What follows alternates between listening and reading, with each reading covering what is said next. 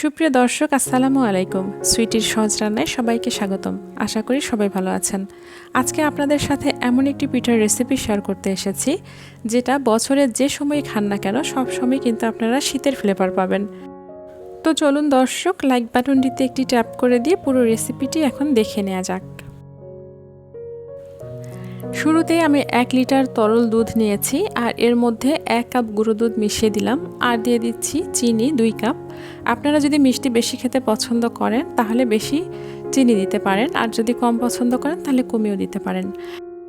এরপর এটাতে দিয়ে দিচ্ছি 1 চিমটি পরিমাণ লবণ, দিয়ে দিচ্ছি দারচিনি, সাদা এলাচের মাথাটা একটু চিড়ে দিয়েছি।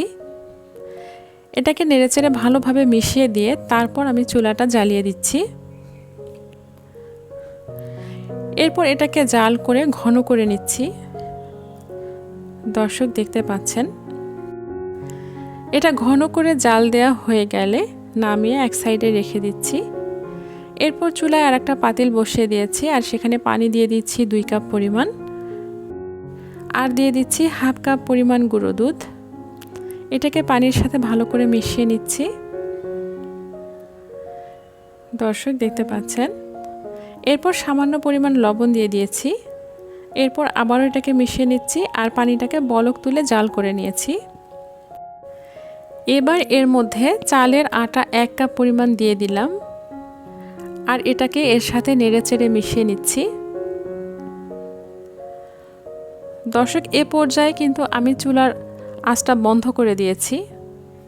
এরপর এখানে ময়দা দিয়ে দিলাম 1 কাপ পরিমাণ, আর এটাকে এভাবে ডো তৈরি করে নিচ্ছি।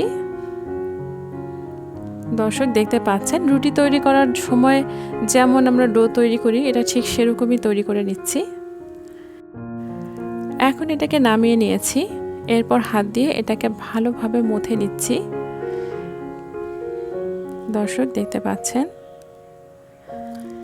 এটা 2 ভাগ করে নিলাম যাতে এটা আমার মিক্স করে নিতে সুবিধা হয়, একটা সফট ডো তৈরি করতে সুবিধা হয়। এই জন্য আমি এটাকে হাত দিয়ে এভাবে বেলে নিচ্ছি।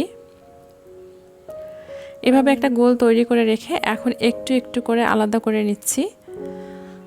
দর্শক দেখতে পাচ্ছেন, ডো থেকে একটুখানি লেচি কেটে নিয়ে এভাবে লম্বা করে শেপ দিয়ে নিচ্ছি। হাতের তালু দিয়ে চেপে চেপে এভাবে শেপ দিয়ে নিচ্ছি। তারপর এক সাইড থেকে এটাকে মুড়িয়ে দিচ্ছি। দেখতে পাচ্ছেন, শঙ্খর মতো দেখা যাচ্ছে। এভাবে আমি পিঠার শেপ দিয়ে নিয়েছি সবগুলোতেই। দেখতে পাচ্ছেন কত সুন্দর লাগছে দেখতে। এবার আমি চুলায় চলে যাচ্ছি। চুলায় প্যান বসিয়ে দিয়ে সেখানে রান্নার তেল দিয়ে দিচ্ছি, আর তেলটা গরম করে নিয়ে তারপর পিঠাগুলোকে এভাবে দিয়ে দিচ্ছি। দর্শক, আমার চ্যানেলে যদি আপনারা নতুন হয়ে থাকেন তাহলে প্লিজ আমার চ্যানেলটিকে সাবস্ক্রাইব করুন এবং লাইক, কমেন্ট ও শেয়ার করুন। আর যারা অলরেডি সাবস্ক্রাইব করেছেন, থ্যাংক ইউ সো মাচ। আর যারা ফেসবুক পেজ থেকে ভিডিওটি দেখছেন তারা আমার পেজটি ফলো দিয়ে রাখুন আমার নিয়মিত ভিডিও পেতে। আর যারা অলরেডি ফলো করেছেন তাদেরকেও অনেক অনেক শুভেচ্ছা। দর্শক দেখতে পাচ্ছেন, পিঠাগুলো আমি মিডিয়াম আঁচে উল্টিয়ে পাল্টিয়ে ভেজে নিচ্ছি। এই পিঠাটা খেতে কিন্তু খুবই চমৎকার হয়। একদম আমি যখন ভেজে নিচ্ছি তখন ভিতরটা একদম ফাঁপা হয়ে গেছে। এটা আসলে খেলেই বুঝতে পারবেন। এর কালারটা হালকা বাদামি হয়ে এসেছে। আমি আর একটু ভাজবো। একটুখানি লাল লাল করে ভেজে নিয়ে তারপরে এটাকে আমি তুলে নিচ্ছি। দর্শক দেখতে পাচ্ছেন, পিঠাগুলোকে আমি তুলে নিচ্ছি। এরপর আমি যে দুধ আগে জাল করে রেখেছি সেই দুধের মধ্যে এই পিঠাগুলোকে দিয়ে দিচ্ছি। এটা আসলে আপনারা চাইলে 2 ঘন্টাও রাখতে পারেন, আবার 1 ঘন্টাও রাখতে পারেন।